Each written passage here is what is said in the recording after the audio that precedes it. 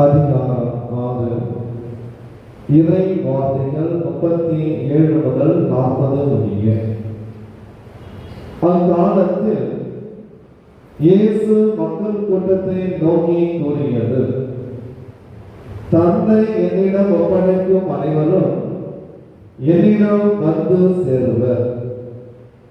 என்னிடம் வருபவரை நான் புறமே தள்ளிவிட மாட்டேன்.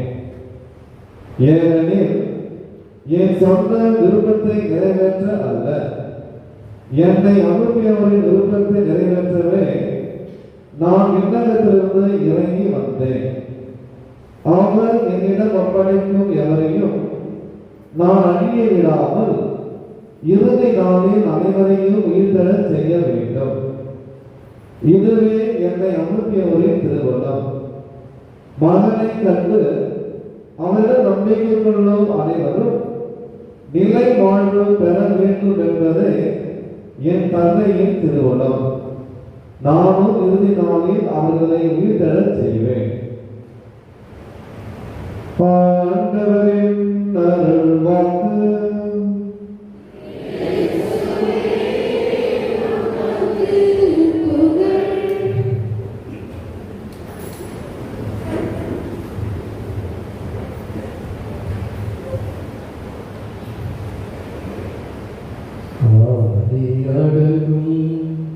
வாழ்க்கையடா ஆரணி நிலமே சொந்தமடா, ஆதி அழகும் வாழ்க்கையடா.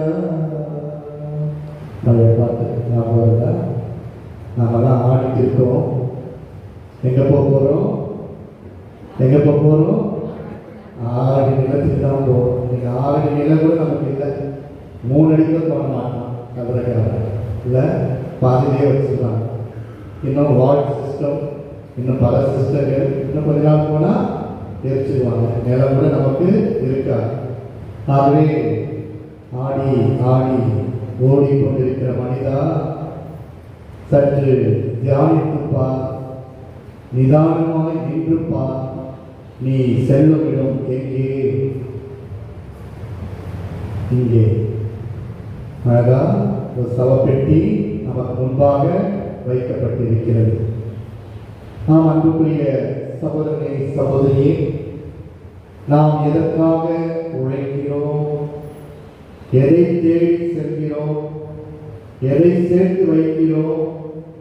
யாருக்காக என்று ஒரு கேள்வியை எழுப்பும் பொழுது அவை அனைத்தும் யாருக்காக? இவை அனைத்தும் நாம் கொண்டு செல்வதில்லை, மாறாக இந்த மண்ணுலகில் விட்டு செல்கின்றோம். ஆகவே நமக்கு சொந்தமாகாத ஒன்றை நாம் ஓடி ஓடி உழைத்து சேர்த்து அவற்றிலே கவனம் செலுத்தி ஓடாய் தேய்ந்து போகும் வாழ்க்கை, அது வீணாய் போகும் வாழ்க்கையாக மாறிவிடுகிறது. ஆகதான் அன்புக்குரியவர்களே, மனிதன் மரணத்தை தழுவிக்கொள்வதில்லை, மரணம்தான் மனிதனை தழுவிக்கொள்கிறது. மனிதன் மரணத்தை தழுவிக்கொள்வதில்லை, மாறாக மரணம்தான் மனிதனை தழுவிக்கொள்கிறது. இறந்த கல்லறைகள் வாழ்வோரின் கருவறைகள், இறந்த கல்லறைகள் வாழ்வோரின் கருவறைகள் என்று சொல்கிறார்கள். ஆகவே அன்புக்குரிய சகோதரி சகோதரியே, உலகையெல்லாம் ஆள வேண்டும், நாடுகளையெல்லாம் வெல்ல வேண்டும் என்று அழைத்து திரிந்த அலெக்சாண்டர் எங்கே? இதோ தான் மட்டும்தான் மன்னன் என்று மமதை குறித்து அழைத்த நெப்போலியன் எங்கே? யூதர்களையெல்லாம் பழி வாங்கிய ஹிட்லர் எங்கே? இதோ மகாத்மா காந்தி எங்கே?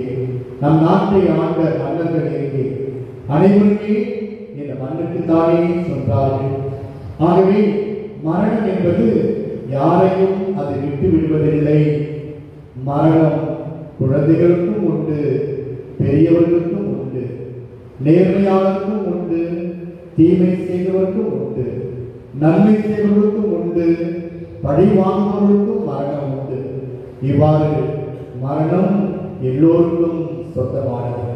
நாம் அன்புக்குரியவர்களே, நாம் எப்படி எவ்வளவு காலம் வாழப்போகிறோம் என்று நமக்கே தெரியாத பொழுது இந்த மரணம் ஒரு நாள் வருமே, அதற்காக நான் என்ன செய்தேன், என்ன தயாரிப்பு செய்தேன் என்று சிந்தித்து பார்க்க இந்த இறந்த நம்பிக்கையாளர் நினைவு தினம் நம்மை அழைக்கின்றது. எனவே அன்புக்குரிய சகோதரி சகோதரி, இந்த உலகம் நமக்கு சொந்தமல்ல, இந்த உலகம் நமக்கு சொந்தமல்ல, நம்மோடு வாழ்பவர்கள் நமக்கு நிரந்தரம் அல்ல, நிரந்தரம் நீயே என்று தியான பாடலிலே நாம் பாடினோம். ஆகவே நிரந்தரமானவர் யார்? நம்மை அழைத்த நம் கடவுள். கடவுள் ஒரு பொழுதும் சாவை மனிதனுக்கு தருவதில்லை. கடவுள் ஒரு பொழுதும் சாவை மனிதனுக்கு தரவில்லை. கடவுள் உலகத்தை படைத்த பொழுது சாவை குறித்து அவர் சிந்திக்கவில்லை. ஆனால் தீமை ஆதிக்கம் இந்த உலகத்தில் நுழைந்த பொழுது பாவம் இந்த உலகத்தில் நுழைந்தது. எப்பொழுது பாவம் நுழைந்ததோ சாவும் இந்த உலகத்தில் நுழைந்தது. ஆகவே கடவுள் நம்மை அழிப்பவர் அல்ல, மாறாக வாழ வைப்பவர்.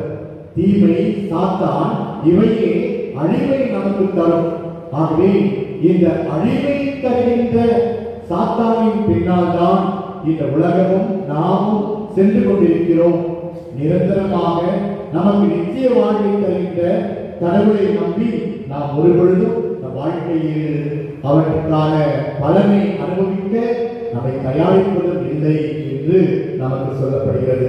நாம் அன்புக்குரியவர்களே, இயேசுவின் வாழ்க்கையில் இறப்பு என்பது ஒரு மாற்றமே தவிர அழிவல்ல. ஏனென்றால் இயேசு சாவை கடந்தவர். உயிர் தப்பில் அவருக்கு மீண்டும் சாவு இல்லை, மாறாக சாவை வென்றவர். எனவேதான் சாவை உன் பொறுப்பு எங்கே என்று பவுலடியார் இதோ மரணத்தை குறித்து கேள்வி எழுப்புவதாக நாம் பார்க்கிறோம். எனவே அன்பார்ந்த சகோதரி சகோதரி, இவ்வாறு குறுகிய கால வாழ்வை நிறைவாழ்வை அமைத்து தீமை எடுத்து போராடுகின்ற மனிதரை ஆண்டவர் உடனே எடுத்துக் கொள்கிறார் என்று சாலமோனின் ஞான புத்தகம் 4ஆம் அதிகாரம் 14ஆம் வசனம் கூறுகிறது. மேலும் ரோமையர் 6:9 சொல்கிறது, இறந்தோரிலிருந்து உயிர்த்தெழுந்த கிறிஸ்து இனிமேல் இறக்க மாட்டார், இனி அவர் சாவுக்கு உட்பட்டவர் அல்ல என்று சொல்லப்படுகிறது. மேலும் திருவெளிப்பாடு புத்தகம் 14ஆம் அதிகாரம் 18ஆம் வசனம் சொல்கிறது, ஆண்டவருக்குள் இறந்தவர்கள் செய்த நன்மைகள் அவர்களோடு கூட வரும். ஆகவே அன்புக்குள்ளே ஆண்டவரோடு இறந்தவர்கள் யார்? ஆண்டவருக்குள் இறப்பவர்கள் யார்? இதோ நம் ஒவ்வொருவருக்கும் இந்த ஒரு சிறப்பான தகுதியும் அந்தஸ்தும் தரப்படுகிறது. ஏனென்றால் நாம் ஆண்டவருக்குள் வாழ்கின்றோம், ஆண்டவருக்குள் இறக்கின்றோம். ஏனென்றால் நம்மில் வாழ்வது யார்? இனி வாழ்வது நான் அல்ல, என்னில் கிறிஸ்துவே வாழ்கின்றார் என்று சொல்லிதான் நாம் ஆண்டவருடைய திருவுடலை உட்கொள்கின்றோம், ஆண்டவருடைய திரு ரத்தத்தை பருகுகின்றோம். ஆகவே நம்மில் வாழ்வது யார்? இயேசு ஆண்டவர் நம்மோடு இணைந்து வாழ்கிறார். ஆகவே இயேசு ஆண்டவரோடு இணைந்து வாழ்கின்ற நமக்கு சாவு என்பது அழிவல்ல, மாறாக சாவு என்பது ஒரு புது பிறப்பு. எனவே அன்புக்குள்ளே நான் நம் வாழ்க்கையில் சாவை சந்தித்தாலும் நான் ஆண்டவருக்குள் புது வாழ்வை பெறுவதற்காக நான் அந்த விண்ணக ராஜ்யத்திற்குள் நுழைகின்றேன் என்று நம்முடைய கத்தோலிக்க விசுவாசம் நமக்கு ஆழமாக சொல்லிக் கொடுப்பதை நாம் பார்க்கலாம். எனவே அன்புக்குள்ளே இன்றைக்கு சாவு பல வகைகளில் வருகிறது. இன்றைக்கு கரூரில் நடந்த சம்பவம் இன்று வரை பேசப்பட்டுக் கொண்டிருக்கிறது. 41 உயிர்கள் பலியானார்கள். ஆனால் அந்த பலியானவர்களை நினைக்கிறோமா? சமூகம் நினைத்ததா? பணம் வாங்கினால் போதும் அந்த இறந்த ஆன்மாக்களுக்கு விடுதலை கிடைத்ததா? நாம் அன்பிற்குள்ளே இன்றைக்கு மனிதன் சாவை நோக்கி சென்று கொண்டிருக்கிறான், அழிவை நோக்கி சென்று கொண்டிருக்கிறான். தன்னுடைய வாழ்வை குறித்து ஒரு பொழுதும் சிந்திப்பதே இல்லை. ஏன் இந்த வாழ்க்கையை நான் வாழ்கிறேன்? இந்த வாழ்க்கை யாருக்கு சொந்தம்? இந்த வாழ்க்கையை வாழ்வதனால் எனக்கு என்ன புண்ணியம் என்று சற்று யோசித்தோமா? ஆமாம், அவ்வாறு யோசித்தோம் என்றால், நிதானித்து சிந்தித்தோம் என்றால் கண்டிப்பாக அந்த வாழ்வை நம் வாழ்க்கையில் வாழும் பொழுதே அனுபவிக்க முடியும். ஆகவே அன்புக்குரியவர்களே, இந்த வாழ்க்கையை அனுபவிக்க இறைவன் நமக்கு கற்றுக் கொடுக்கிறார். அந்த அனுபவம் எப்படிப்பட்டது? சிறிய சகோதரர்களெல்லாம் எதையெல்லாம் செய்தீர்களோ அவையெல்லாம் எனக்கே செய்தீர்கள் என்று ஆண்டவர் சொல்கிறார். ஆகவே நாம் வாழும் பொழுது நம்மோடு வாழ்பவர்களே வாழ வைக்க வேண்டும். அவ்வாறு வாழ வைக்கவில்லை என்றால் இறந்தாலும் நாம் வாழப் போவதில்லை. அன்புக்குள்ளே நம்மோடு வாழ்பவர்களை நாம் வாழ வைக்கும் பொழுதுதான் இறந்த பிறகும் இறைவன் நமக்கு புது வாழ்வை நமக்கு தருவார். ஆகவே நாம் இந்த வாழ்க்கையை சுவாரஸ்யமாக வாழ கற்றுக்கொள்ள வேண்டும். அதன்படியாக என்னோடு வறுமை இருக்கிறவர்கள், ஏழைகள், எளியவர்கள் இவர்களை கண்டு அவர்களுக்கு உதவும் மனப்பான்மையோடு வாழும் ஒரு வாழ்க்கை தான் அர்த்தம் உள்ளது. ஆகவே எனக்கு எனக்கு எனக்கு என்று சேர்த்து வைத்து அனைத்தையும் புழுப்பூச்சிகள் அழித்து போவதற்கா நான் அவற்றை ஓடாய் உழைத்து சேர்த்து வைத்தேன். அவ்வாறு அந்த புழுப்பூச்சிகள் அழிக்கின்ற செல்வத்தை ஏன் பிறருக்கு கொடுத்து நீ வாழ வைக்க கூடாது? அதுதானே வாழ்வின் அர்த்தம், அதுதானே வாழ்வின் யதார்த்தம். இதைதானே நம் ஆண்டவர் நம் வாழ்க்கையை செய்து காட்டினார். இயேசு ஆண்டவர் இன்று 33 வருடங்கள் வாழ்ந்தாலும் ஒரு வரலாற்றை படைத்த கடவுளாய் இன்று வரை நினைத்து பார்க்கும் கடவுளாய் இருக்கிறார். ஏனென்றால் அவர் தன் இறுதி துளி இரத்தத்தையும் தன் உடலையும் இரத்தத்தையும் மனிதன் வாழ்வதற்காக அவர் அனைத்தையும் கொடுத்தார். தியாகமாய் ஒப்புக் கொடுத்தார். தியாக பணியாய் தன்னை அவர் ஒப்புக் கொடுத்தார். ஆகவேதான் அவரை இந்த சமூகம் நினைத்து பார்க்கின்றது. ஆகவே யாரெல்லாம் இயேசு ஆண்டவரை போல தியாக மனப்பான்மையோடு வாழ்கிறோமோ, நம்மோடு இருப்பவர்களை வாழ வைக்கிறோமோ, அன்றே நீ வாழ்கின்றாய். அன்னை தெரேசாவை போல இதோ கருவறையில் இருக்கின்ற குழந்தைகளின் தாயாய் அவள் இருக்கின்றார். ஏனென்றால் அவள் மனித குல மாணிக்கமாய் இந்த உலகத்தில் இருந்தவர்களை வாழ வைத்தார். இதோ சாகின்ற மனிதர்களுக்கும் உயிர் கொடுக்கும் ஒரு கருவியாய், ஊக்க சக்தியாய் அன்னை திகழ்ந்தார். ஆகவேதான் வாழும் புனிதையாய் தன் வாழ்க்கையை வாழ்ந்து காட்டினார். இவர்களெல்லாம் நமக்கு ஒரு உதாரணம். ஆகவே நீ அன்னை தெரேசாவை போல இருக்க வேண்டாம். மாறாக நம் வாழ்க்கையில் ஒரு சிறு துளியாவது அப்படிப்பட்ட வாழ்க்கையை நம்மால் வாழ முடியுமா? என்னால் வாழ வைக்க முடியுமா? உன் குடும்பத்தில் இருப்பவர்களுக்கு நீ சித்திரவதை செய்யும் மனிதனாய் இல்லாமல் அன்பு செய்யும் மனிதனாய் உன்னால் வாழ முடியுமா? உன்னோடு வாழும் உன்னுடைய மனைவி, உன் பிள்ளைகளை உண்மையாகவே அந்த அன்பால் உன்னால் ஈர்த்து அவர்களை நீ மகிழ்ச்சியோடு வாழ வைக்க முடியுமா? இதுதான் இறைவன் நம்மை பார்த்து கேட்கும் ஒரு கேள்வி. ஆகவே அன்புக்குரிய சகோதரி சகோதரி, அப்படிப்பட்ட ஒரு உன்னதமான வாழ்க்கையை நாம் வாழ்ந்தால் இந்த சவப்பெட்டி நமக்கு எப்பொழுது வந்தாலும் அதிலே நாம் அடங்கும் பொழுது அது பிற மனிதனால் போற்றப்படும் ஒரு சவப்பெட்டியால் அங்கே நீ தோற்றம் அளிப்பார். எனவே அன்புக்குரிய சகோதரி சகோதரி, இறந்த பிறகு 4 பேரும் கூட நம்மை தூக்கி செல்ல வரவில்லை என்றால் அந்த வாழ்க்கையை வாழ்த்த என்ன பயன்? நீ அந்த வாழ்க்கையை வீணடித்து விட்டாய். உன் உறவுகளை சம்பாதிக்க மறுத்து விட்டாய். உன்னோடு வாழ்பவர்களை நீ மறந்து விட்டாய். நீ வாழும் பொழுதே நடைப்பிணமாய் வாழ்கின்றாய். இதுதான் வாழ்க்கை. ஆகவே அடங்கி போகும் வாழ்க்கை இது. ஆடி அடங்கி போகும் வாழ்க்கை. எனவே அடங்கி போவதற்கு முன்பாக அடக்கமாக வாழ கற்றுக்கொள், உண்மையாக வாழ கற்றுக்கொள், நேர்மையாக வாழ கற்றுக்கொள், பகிர்ந்து வாழ கற்றுக்கொள், மகிழ்ச்சிப்படுத்த கற்றுக்கொள், உன்னோடு இருப்பவர்களை நேசிக்க கற்றுக்கொள். இதுதான் உன் வாழ்வை அது பிற்காலத்தில் எடுத்து சொல்லும். ஆகவே அன்பு மனிதா, சகோதரி சகோதரியே, இப்படிப்பட்ட உன்னதமான வாழ்வை நம் ஆண்டவர் நமக்கு வாழ்ந்து காட்டினார். நீயும் நான் வாழ்வோமா, வாழ்ந்து காட்டுவோமா? இந்த திருப்பலியிலே நாம் ஜெபிப்போம். நம்மை விட்டு பிரிந்த ஒவ்வொரு ஆன்மாக்களும் வாழ்ந்து காட்டினார்கள். ஆகவேதான் நேசத்தோடு இந்த இறந்தோர் நம்பிக்கையாளர் தினத்தை நாம் கொண்டாடுகிறோம். ஆகவே இன்றைக்கு ஒரு நாளாவது நாம் இந்த கல்லறைக்கு செல்வோமா?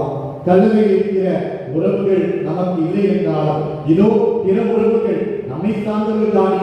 ஆகவே இந்த நாளில் ஒரு நிமிடமாவது ஒரு கல்லறைக்கு சென்று அந்த கல்லறையில் அடக்கம் செய்யப்பட்ட அந்த மனிதர்கள் நமக்கு என்ன சொல்கிறார்கள்? அவர்கள் நமக்கு வாழ்க்கை காட்டிய வாழ்க்கை என்ன? நன்மையா தீமையா? தீமை என்றால் அவற்றை வாழ வேண்டாம், நன்மை என்றால் அவற்றை பிரதிபலிப்போம். நம்முடைய முன்னோர்கள், நம் பெற்றோர்கள் இவற்றை தானே நமக்காக தியாகம் செய்து வாழ்ந்தார்கள். எனவே ஒவ்வொரு கல்லறையும் பேசும். அந்த கல்லறையோடு நீ பேசு. கண்டிப்பாக அந்த கல்லறை உன்னை நினைத்து பார்க்க வைக்கும் உன் வாழ்வை. ஆகவே இதோ நாம் வாழ பொழுதே நடைப்பிணமாய் வாழ்வதை விட வாழும் பொழுது உயிர் பிடிப்புள்ள மனிதனாய் வாழ்ந்து பிறருக்கு உதவும் பிள்ளையாய், உதவும் மகனாய், உதவும் சகோதரனாய், உதவும் கணவனாய், உதவும் மனைவியாய், உதவும் பிள்ளைகளாய் வாழ்ந்து அர்த்தத்தை சேர்ப்போம். இறை நம்பிக்கையில் வாழ்ந்து இந்த வாழ்வை புனிதமாக்குவோம். ஆமென்.